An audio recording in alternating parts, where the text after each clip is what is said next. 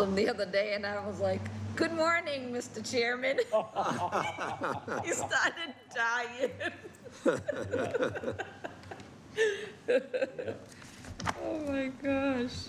You end up taking that role, huh?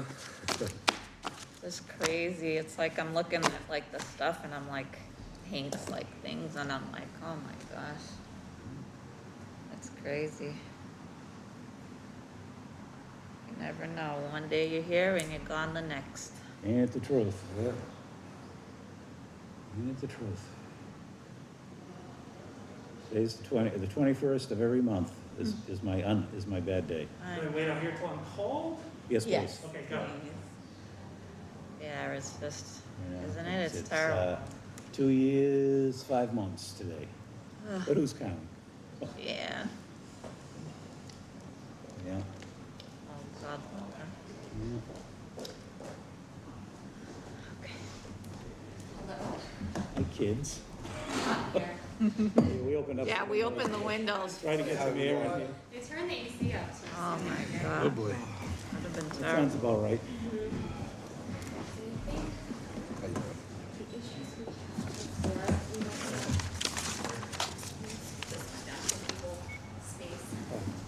This took her last.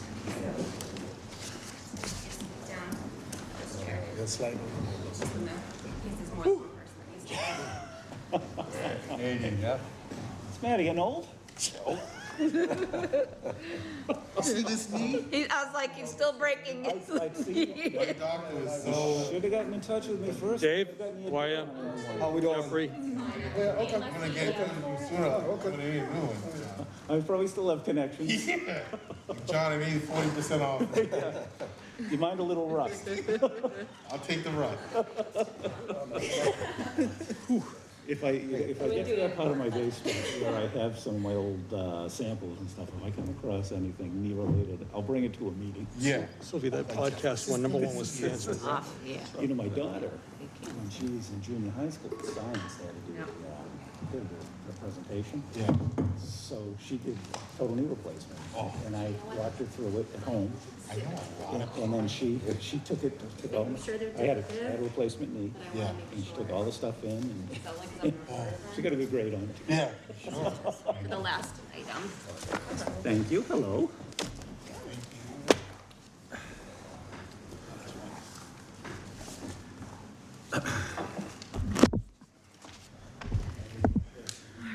All right, guys, again, I'll just say a few nice words for Hank. You got it. Yep. Sounds good to me. You're running this dog in front right. You said I do, so. The pressure's on you, Jeffrey. Oh my gosh, stop it, guys. We're all gonna be staring at you. What do we do? They're all right in front of the office. I'm here to help. yes, Don't you worry. yes. I am a student of my colleagues that help and have done it before. Figured. Two of us, years on the council, how many times we slang the yes.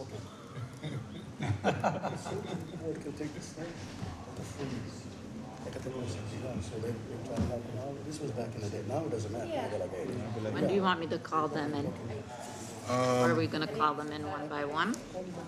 Well, I mean, we could probably have them spread out, right? It's not, this is not a big, we don't have a big agenda. It's not like the same. It's not the same as the court. It's a get 'em? different story, right? Yeah, it's after 6 now, 6:03.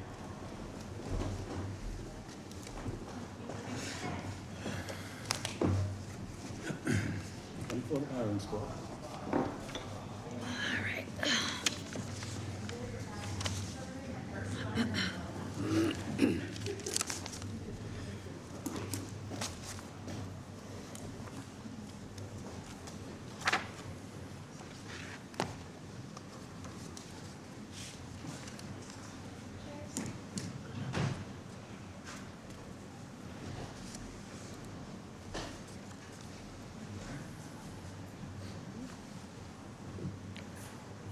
All right, let's go.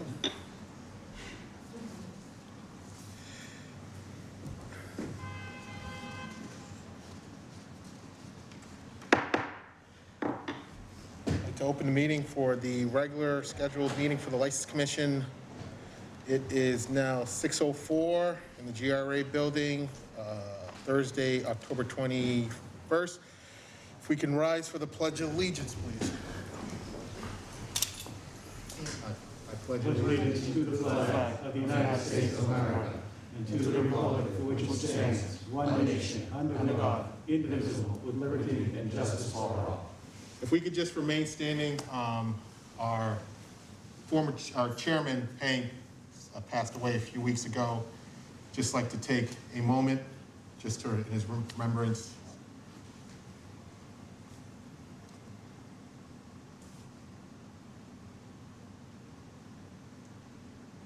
Thank you, guys. And gals, sorry. Chairman, do you want this door open, closed, what do we do with it? You leave it open? Leave it open. Yeah. Nothing else. We need the air. Yeah. Little breeze comes through. All right, so, gentlemen, are we ready? We're ready. All right, so first order of business, review and acceptance of the minutes of the regular License Commission meeting of September 16th, 2020. Motion. Motion to approve? Same, yeah, second. All in favor? Aye.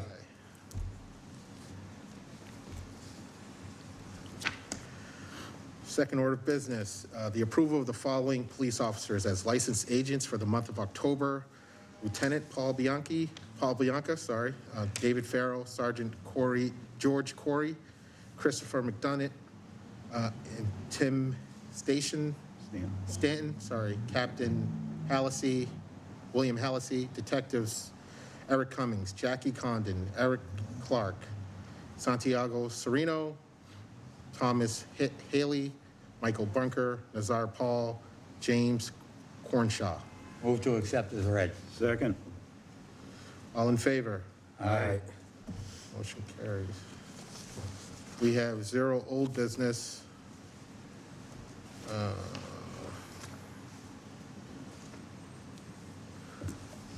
So we just ask that everyone wear their mask, and just when you come to the mic, just try to pull the mic towards you. Just speak into the mic. So the first request, hearing on request from Brockton Arts, Inc., Gallery 33, for a special one-day Canceled, canceled. forever. So the second one is hearing a request from Prova for a special one-day permit to sell wine and malt beverages and a special events permit for a pop-up event to be held at the Sycamore Grove, Brockton, October 22nd, 2021, 4 to 9. A representative from Prova here.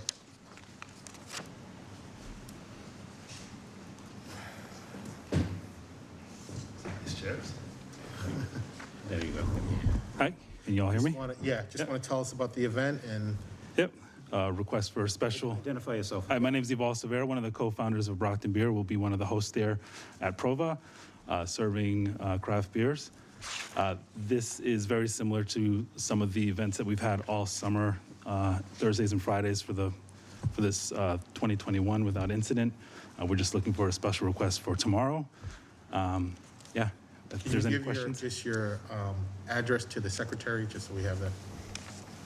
Yeah, behind, the address. Your address. Oh, my address? Yeah. 121 Main Street, Brockton.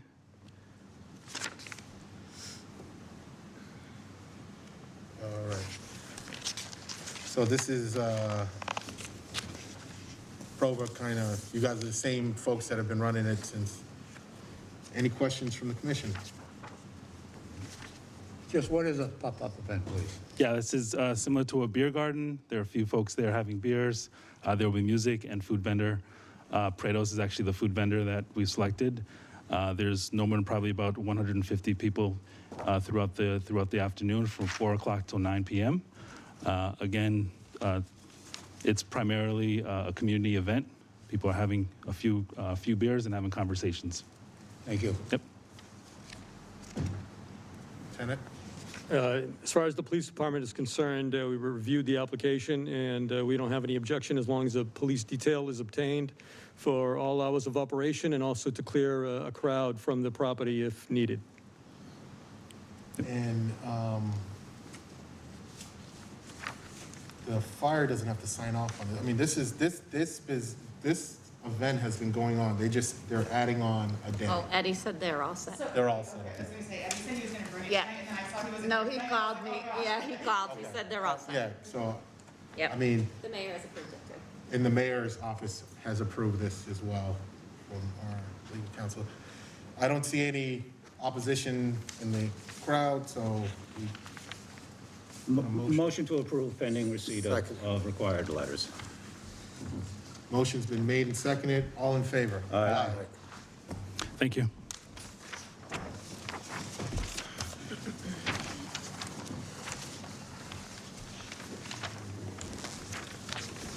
Just make sure we get these filed. Oh, you think? Yeah. This-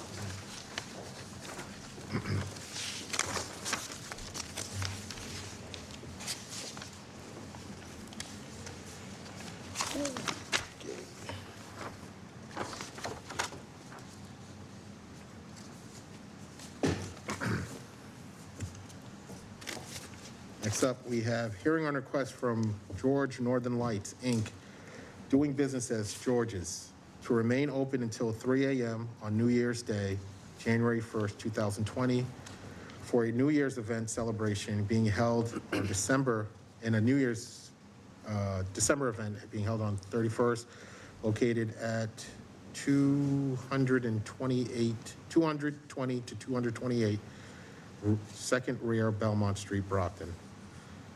I don't see him, Jeff. Okay. Can we have a motion to move this to the end of the meeting if they show up?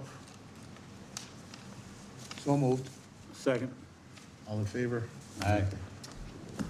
All right, so we'll move to the next request. Hearing on a request from Blazing Wings, Inc., doing business as Buffalo Wild Wings, for a change of manager on an all-alcoholic beverage restaurant license located at 486 Westgate Drive, Brockton, Mass. Hey there. How you doing? I'm good, thanks. I'm David McCaffrey. Just your address, too. It's 380 Franklin Street, Duxbury, Massachusetts, 02332.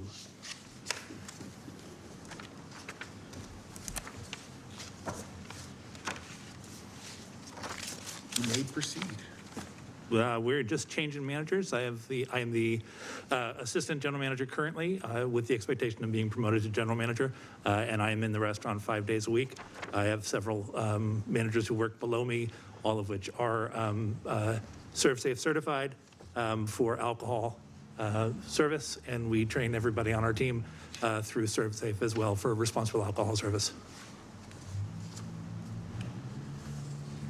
Any questions from the commissioners? I don't have any. Anyone have any? Nothing. Okay. Motion to approve. Second. Just on that motion, Lieutenant, do you have anything to add? No objection. Motion's been made and seconded. All in favor? Aye. Aye. Approved, sir. Thank you so much. Have a good night. You too.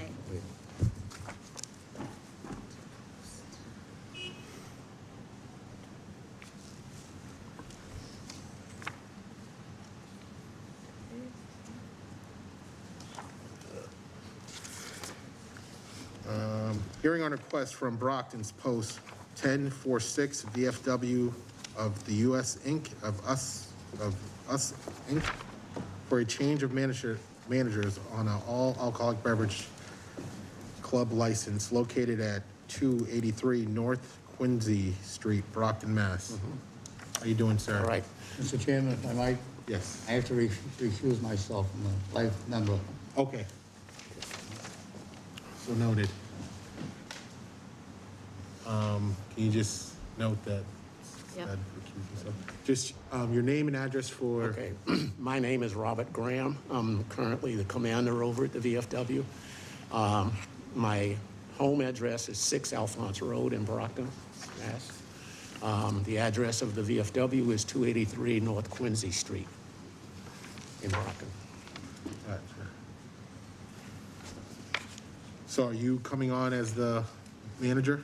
Yes, I have been the commander since 2019, and we're just getting around to changing the license. Gotcha. We started it, and then COVID happened, and we stopped. Questions from the commissioners? Motion to approve. Second. Lieutenant, nothing? No objection. Motion's been made and seconded. All in favor? Aye. Good luck, sir. All right, thank you. Thank you all. Have a good night. Good night. So, All right.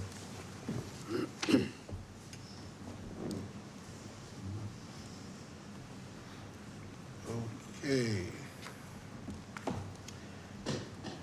Hearing on a charge brought by Brockton Police against Cardoza's Cafe, Inc., located at 146-148 Montero Street, for an alleged violation of ABCC Rule 2.052.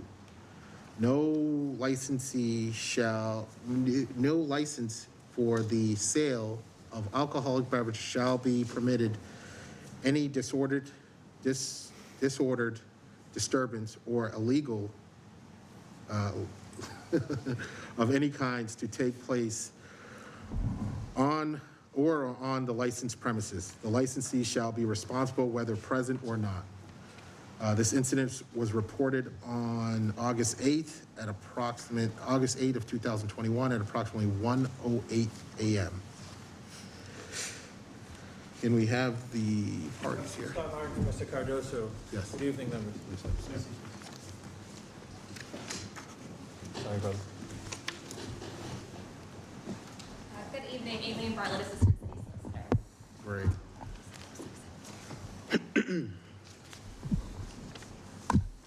So the format of this is because we have a couple of parties that are going to be speaking. So we'll hear from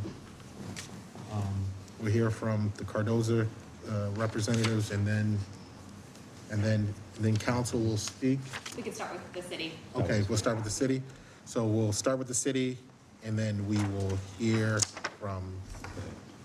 just want to make sure that our secretary has the names, full names and addresses for the record. For the record. Yep. Do you have- So we'll have them just say their full names and addresses for the record, and then we will have the city position. Sir? Folks, would you give your full names and addresses of both of you, please? Yeah, to the city, to the clerk. Attorney Scott Martin for Mr. Cardoso, 234 Copeland Street, Quincy, Suite 230. Thank you very much, sorry. The same with us. Please give your address. Carlos Cardozo at 112 North Warner, Brockton, Mass. 02301.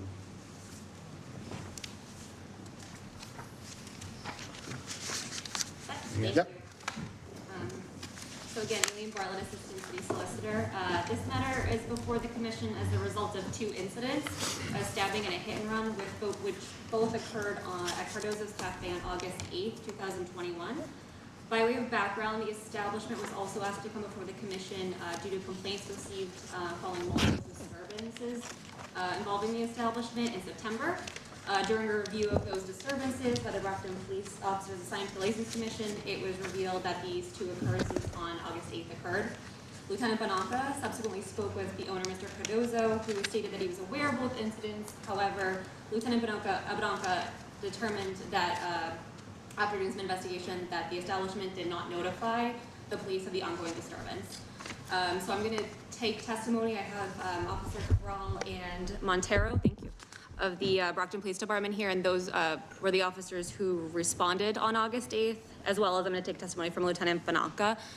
I can swear all the witnesses in now, anyone who will be testifying. You all raise your hand. Do you swear that the testimony you're about to provide in this matter is the truth, the whole truth, and nothing but the truth, so help you God? I do. I do. Thank you. Okay, so I'm going to start with Officer Cabral.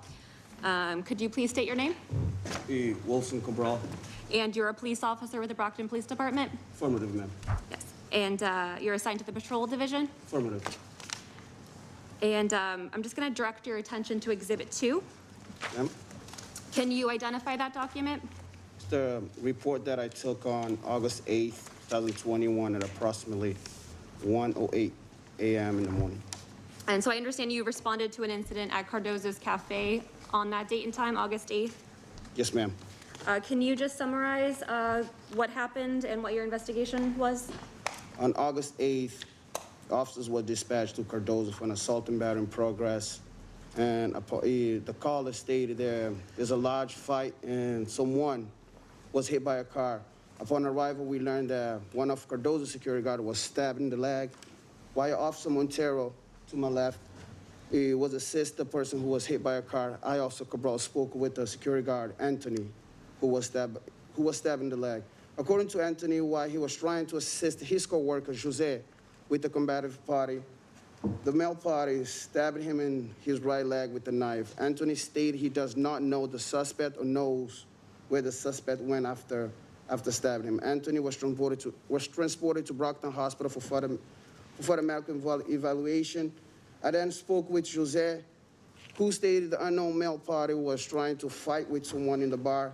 At this time, Jose asked the male party to leave the bar. The male party left and shortly returned with a small knife in his hand. Jose asked the male party to drop the knife multiple times. When the male party refused to listen to his verbal commands, Jose, at this time, pepper sprayed the male party. Jose then attempted to disarm the male party. According to Jose, the male party was becoming more combative at this time. It was around this time that Anthony came and tried to help him to gain control over the male party. While they were trying to gain control over the male party stabbed Anthony in his right leg. When the male party noticed that he had stabbed Anthony, the male party left the scene with an unknown female in unknown direction. Jose stated he was not hurt. We checked the security bar camera, but we were unable to locate the suspect. Okay, thank you. I don't have any further questions. Attorney Martin, do you have any questions for? Just a few. Good evening, sir. How are you? Come on. I'll be brief. Mr. Cardozo showed you the video of the establishment without any objection, correct? Yes, sir. Okay. And were you able to see the fracas that was going on inside the bar area? The video was a little blurry. We couldn't see much. Okay. Could you see an altercation starting to ensue? Negative, sir. Okay. Did you know that the gentleman Anthony and the gentleman Jose, they work for a professional security company hired by my client? That's what I said, sir. Right. And I'm not saying you didn't. In an attempt to not have a fight at the bar or what have you, those security officers tried to remove the male party that later brandished a knife? That's what they told me, sir. Okay. And you would agree that that's a proper step for those people to take? It depends on the circumstance, sir. Okay. Well, certainly if there was a fight about to ensue in the bar, you would want them to try and separate that, correct? Affirmative, sir. And have the aggressive party leave? Affirmative, sir. And to the best of your knowledge, I know you arrived later, the male party who brandished the knife did that independently. He wasn't connected with Cardozo's Cafe, correct? For what I understand, they say they don't know the suspect, sir. Okay. And he did this when he was asked to leave independently, unbeknownst to my client that it was about to happen. Yes, sir. Okay. So you would agree that no employee of Cardozo's Cafe permitted the disorderly conduct. The gentleman did that on his own. They tried to stop it, essentially. That's what they told me. Okay. They tried to stop him, but I don't know what they told him that caused him to went outside and come back with the small knife in his hand. So, were you able to interview any witnesses at the scene and find out if the security guards provoked the altercation to go further, or if the gentleman did it on his own? I tried, but as always, they were uncooperative. They did not want to say anything. Maybe afraid to get involved because of the situation with the knife or whatever. I'm not sure the reason why they didn't want to speak with me. So you have no definitive proof, so to speak, no fault of your own, sir, that the security guards escalated that in any fashion, Negative, or sir. that the gentleman did that on his own because he was angry about being removed? Negative, sir. Not sure why. I'm sorry? I'm not sure why he did what he did. I have no other questions. Thank you, sir, Okay. very much. Thank you. I have nothing further with this witness. I'm going to now take the testimony of Officer Tony Montero. Could you please state your name? Tony Montero. And you're a police officer at the Brockton Police Department? Yes, ma'am. Assigned to the Patrol Division? Correct. And I'm just going to direct your attention to Exhibit 3. Can you identify that document? Yes, it's my report And a report for what? for an incident that occurred on August 8th at 1:08 a.m. Okay, and can you just summarize what happened that night? Yes, on the above date, at 1:08 hours, I was dispatched to a disturbance. Upon my arrival, I observed a large crowd gathered around a party that was laying on the ground. He appeared intoxicated and was very belligerent. He stated that he was denied entry at the bar. There was a commotion outside, and an unknown motor vehicle left at a high rate of speed and hit him in the leg and fled the scene. There were no witnesses, and there were no plates information at this time. His injuries were minor. He was transported to the Brockton Hospital via ambulance. Okay. And did he cooperate with you? No, he was not cooperative at all. But he eventually got into the ambulance? Yes. Okay. That's all I have, if there's any questions. I just have a few. Do you know if professional security guards were working at Cardoso's Cafe that evening? Yes. Okay, and they kept the person out who was intoxicated trying to get into the establishment? Yes. And obviously, as an officer in this town, you would agree with them doing that? Yes. Okay. So in no way did Cardoso's permit any fracas or disorderly conduct? They were trying to prevent that by keeping the person out of the bar? Correct. And you would agree that sometimes you can't help an independent act when it comes to your establishment? You can just do your best to try to keep it out? Yes. Okay. And did Cardoso provide you with the security footage of the establishment upon request? No. Did you ask for it? No, I did not. It was not necessary? Correct. All right. And the gentleman who was intoxicated, you said was uncooperative with your Yes. investigation?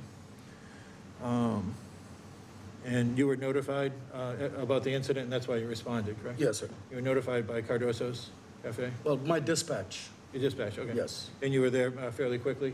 Yes. Okay. And to the best of your knowledge, was security still maintaining their post at the door to make sure that nobody else involved would get into the establishment? Correct. Okay. And my last question, so to the best of your, I mean, I'm sure you're a very well-trained officer, I know your experience. There's not much more Cardoso's could have done in that situation, you'd agree, besides keep the person out and make sure it was reported? Yes, sir. I have no further questions. Thank you very much, sir. Okay. That's all I have of these officers. If there's nothing more, I'm going to let them go. I don't need to question. Okay. Thank you so much. I appreciate it. Thank you, guys. Thank you. Thank you.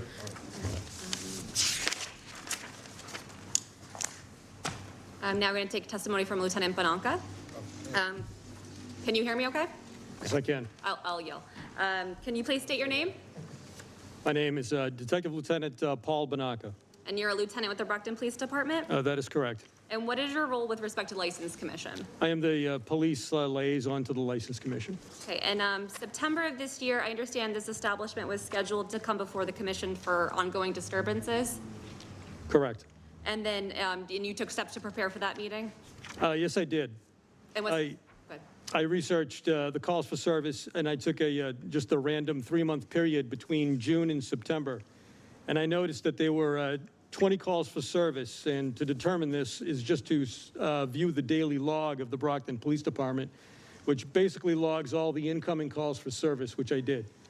And in that 3-month period of June to September 19th, there were 20 calls for service for Cardoso's Cafe for different violations. Okay, and I'm just going to direct your attention to Exhibit 4. Can you just identify those documents?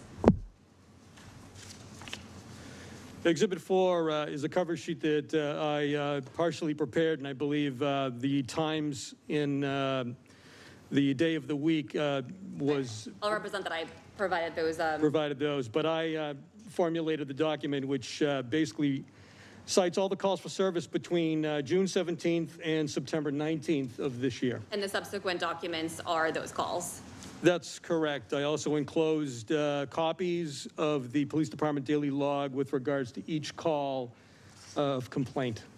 Okay, and so in your review of those documents, you were made aware of the 2 incidents on August 28th, 2021? That is correct. And those the incidents that the officers just testified to? That is correct. Okay, and when you became aware of those incidents, did you speak with Mr. Cardoso? Yes, on the 15th of September, I visited Cardoso's Cafe. I spoke to the proprietor, Mr. Carlos Cardozo. about those incidents in question, specifically about the 8th of August that the officer testified to. Carlos stated that he was aware of both the stabbing and the hit and run. We received 4 phone calls from residents reporting the incident. I tracked each resident down and determined that they were not connected to the business in any way, shape, or fashion, all phone calls. Carlos stated that his daughter/employee called the police, but it was determined that neither the establishment nor any employee reported the incident. The phone numbers on the call log didn't match Carlos's phone number, which he provided to me, the daughter's or employee's phone number, or the business line. Therefore, the charge of failure to notify police upon the event of a disturbance was clear to me at that point. And did you take further steps to confirm that those numbers didn't match any numbers associated with the establishment? I did. I actually, the numbers that are in our call log, I called those numbers, and I spoke to the owners of the phone, 3 of which, actually 2 of which determined that they were calling not connected to the business, but they were calling for a disturbance. The last caller had stated to me that they denied they called at all. Okay. And so then directing your attention back to Exhibit 4, which the August 8th incidents are listed there, but I just want to go through the other disturbances that have been reported. So on, I see the first one is June 17th, which was a Thursday at 12:52 a.m. What was the disturbance there? The disturbance was, in our call log, it says that a male was refusing to leave, and upon the officer's arrival, it was determined that the party left. There were no further issues for that unwanted guest disturbance. Okay, and then the next page, June 19th, which was a early Saturday morning at 2:21 a.m. According to the call log, there was an assault and battery in progress that was reported, and apparently the caller stated that groups of people outside were fighting. The officer did arrive